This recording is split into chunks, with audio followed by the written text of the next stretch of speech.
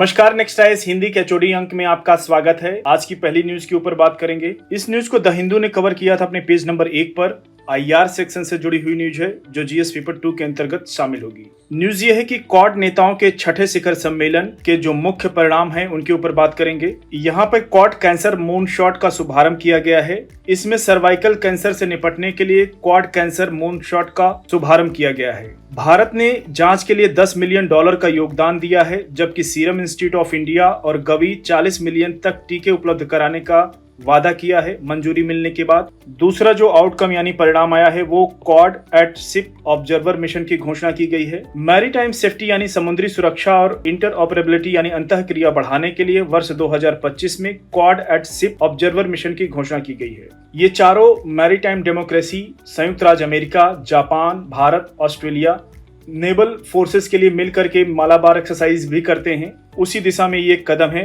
Quad at ship observer mission. कोई आपदा आती है तो उसके लिए इन्होंने डिजास्टर रिस्पांस यानी आपदा प्रतिक्रिया में साझा एयरलिफ्ट क्षमता के लिए एक पायलट लॉजिस्टिक नेटवर्क प्रोजेक्ट का शुभारंभ किया गया है। मैत्री पहल की शुरुआत की गई है, जैसा कि नाम से लग रहा है, भारतीय नाम लग रहा है। मैत्री का फुल फॉर्म है maritime initiative for training in the Indo Pacific, यानी भारत प्रशांत क्षेत्र में प्रशिक्षण के लिए समुद्री पहल की शुरुआत की गई है ताकि जल की निगरानी एवं सुरक्षा में भागीदारों को ट्रेनिंग दी जा सके, यानी प्रशिक्षित किया जा सके उनको, जिसमें भारत 2025 में पहली वर्कशॉप यानी कार्यशाला की मेजबानी करेगा। क्योंकि 7वां शिखर सम्मेलन क्वाड का भारत में ही आयोजित होने जा रहा है वर्ष 2025 में। और नियम आधारित व्यवस्था बनाए रखने के लिए मैरीटाइम लीगल डायलॉग यानी समुद्री कानूनी वार्ता की स्थापना की गई है, जिसमें मैरीटाइम एग्रेशन यानी समुद्री आक्रमण की निंदा, विशेष रूप से चीन से जुड़े ईस्ट एंड साउथ चाइना सी में तनाव के संदर्भ को देखते हुए ये फैसला लिया गया है। और ये चारों क्वाड कंट्री ग्लोबल जीडीपी में 1/3 हिस्सा रखते हैं। 1/3 इन्हीं का योगदान आता है, याद रखिएगा। अगली न्यूज की ओर बढ़ेंगे। इस न्यूज को द हिंदू ने कवर किया था अपने पेज नंबर 8 पर। इकोनॉमी सेक्शन से जुड़ी हुई न्यूज है जो जीएस पेपर 3 के अंतर्गत शामिल होगी। न्यूज ये जीडीपी के ऊपर है।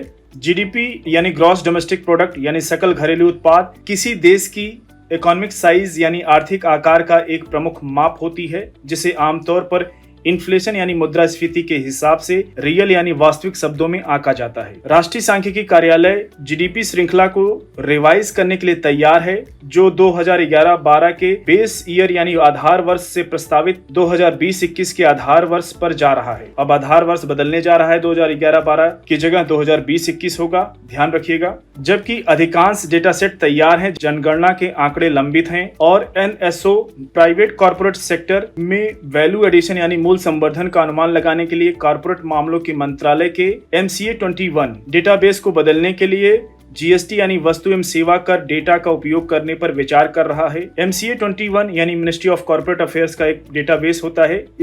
डेटाबेस को इसकी व्यापकता के कारण पिछले संशोधनों में अपनाया गया था, लेकिन वार्षिक उद्योग सर्वेक्षण यानी एनुअल सर्वे ऑफ इंडस्ट्रीज जैसी पिछली विधियों की तुलना में जीडीपी विकास दरों के अधिक अनुमान के बारे में चिंताएं पैदा हुई थी। आलोचकों ने राष्ट्रीय लेखा सांख्यिकी यानी NAS और ASI यानी एनुअल सर्वे ऑफ इंडस्ट्री द्वारा बताई गई ग्रोथ रेट्स के बीच महत्वपूर्ण विसंगतियों को देखते हुए नए अनुमानों की सटीकता पर सवाल उठाया है, यानी प्रश्न खड़ा किया है। उदाहरण के लिए NAS यानी नेशनल अकाउंट्स स्टेटिस्टिक्स में GVA यानी सकल ग्रॉस वैल्यू एडेड यानी सकल मूल्य वर्धन औसत वार्षिक वृद्धि दर 6.2% थी, जबकि ASI ने केवल 3.2% की रिपोर्ट दी थी। अगली न्यूज की ओर बढ़ेंगे। इस न्यूज को द हिंदू ने कवर किया था अपनी पेज नंबर 12 पर। सोशल जस्टिस से जुड़ी हुई न्यूज है और ये जीएस पेपर 2 के अंतर्गत शामिल होगी। एक रिपोर्ट के ऊपर बात करेंगे। वर्ष 2022 में SC यानी अनुसूचित जातियों के खिलाफ अत्याचारों के लगभग 97.7% मामले में 13 राज्यों से रिपोर्ट किए गए, जिनमें उत्तर प्रदेश, राजस्थान, मध्य प्रदेश में सबसे अधिक मामले थे। शेड्यूल्ड ट्राइब यानी अनुसूचित जनजाति के खिलाफ अत्याचारों के 98.91% मामले में भी 13 राज्यों में केंद्रित थे, जहां कुल 9,735 मामले दर्ज किए गए। सबसे अधिक ST मामले मध्य प्रदेश 2,979 मामलों के साथ लगभग 30.61% के साथ सबसे आगे रहा। उसके बाद राजस्थान 2498 मामले यानी 25.6% और ओडिशा 773 यानी 7.94% के साथ दूसरे स्थान पर रहा है। अब बात करते हैं इन्वेस्टिगेशन और चार्जशीट की यानी जांच और आरोप पत्र की। सुप्रीम कोर्ट मामलों के लिए 60.38% में आरोप पत्र दाखिल किए, 14.78% बिना सबूत के समाप्त हो गए। शेड्यूल ट्राइब यानी एसटी मामलों के लिए 63.32% में आरोप पत्र दाखिल किए गए और 14.71% समान कारणों से बंद कर दिए गए। अब बात करते हैं पेंडिंग इन्वेस्टिगेशन यानी लंबित जांच की। वर्ष 2022 के अंत तक 17,166 शेड्यूल कास्ट मामले और 2,702 शेड्यूल ट्राइब मामले अभी भी जांच के दायरे में हैं। अब बात करते हैं डिक्लाइनिंग कन्विक्शन रेट यानी घटती दोष सिद्धि दर की। एससी एसटी मामलों में दोष सिद्धि दर यानी कन्विक्शन रेट दर 2020 में जहां 39.2% से घटकर 2022 में 32.4% हो गई। ये चिंताजनक स्थिति है। अगली न्यूज की ओर बढ़ेंगे। इस न्यूज को द हिंदू ने कवर किया था अपने पेज नंबर 12 पर। इन्वायरमेंट सेक्शन से जुड़ी हुई न्यूज है जो जीएस पेपर 3 के अंतर्गत शामिल होगी। न्यूज ये है कि असम में काजीरंगा और एक सींग वाले गैंडों के अन्य संरक्षित आवासों में 2016 के बाद शाकाहारी जानवरों के अवैध शिकार में 86% की गिरावट दर्ज की गई है। एक सींगी वाला गैंडा या भारतीय गैंडा गैंडे की प्रजातियों में सबसे बड़ा होता है। इसकी सुनने और सूंघने की क्षमता बहुत अच्छी होती है, लेकिन दृष्टि अपेक्षाकृत कमजोर होती है। ये मुख्य रूप से चरते हैं और उनका आहार लगभग पूरी तरह घास के साथ साथ पत्तियों, झाड़ियों और पेड़ों की शाखाओं, फलों और जलीय पौधों से बना होता है। अब बात करते हैं इनके हैबिटेट यानी आवास की। तो ये उष्णकटिबंधीय और उपोष्णकटिबंधीय घास के मैदान, सवाना और झाड़ियों में निवास करते हैं। अब बात करें इनके डिस्ट्रीब्यूशन यानी वितरण की, कहां कहां पाए जाते हैं। तो ये आमतौर पर नेपाल, भूटान, पाकिस्तान और भारत के असम में पाया जाता है। यह हिमालय के तलहटी में ऊंचे घास के मैदानों में जंगलों तक ही सीमित है। अब बात करते हैं इनके कंजर्वेशन स्टेटस यानी संरक्षण स्थिति के ऊपर। तो IUCN इनको वल्नरेबल यानी सुभेद की लिस्ट में इनको सूचीबद्ध करता है। अगली न्यूज की ओर बढ़ेंगे। इस न्यूज को इंडियन एक्सप्रेस ने कवर किया था अपने पेज नंबर 9 पर। IR सेक्शन से जुड़ी हुई न्यूज है जो जीएस पेपर 2 के अंतर्गत शामिल होगी।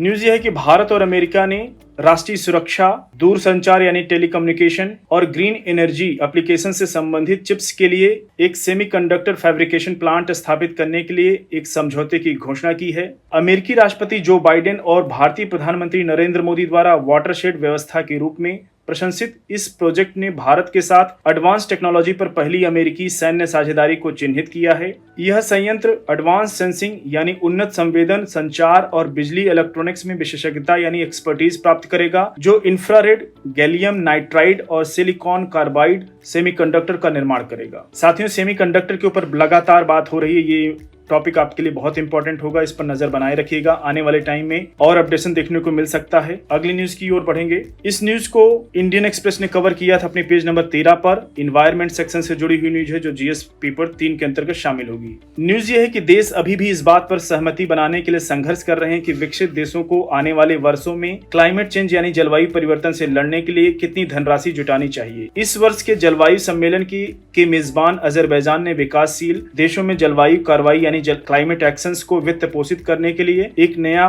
कोष शुरू करने का फैसला किया है।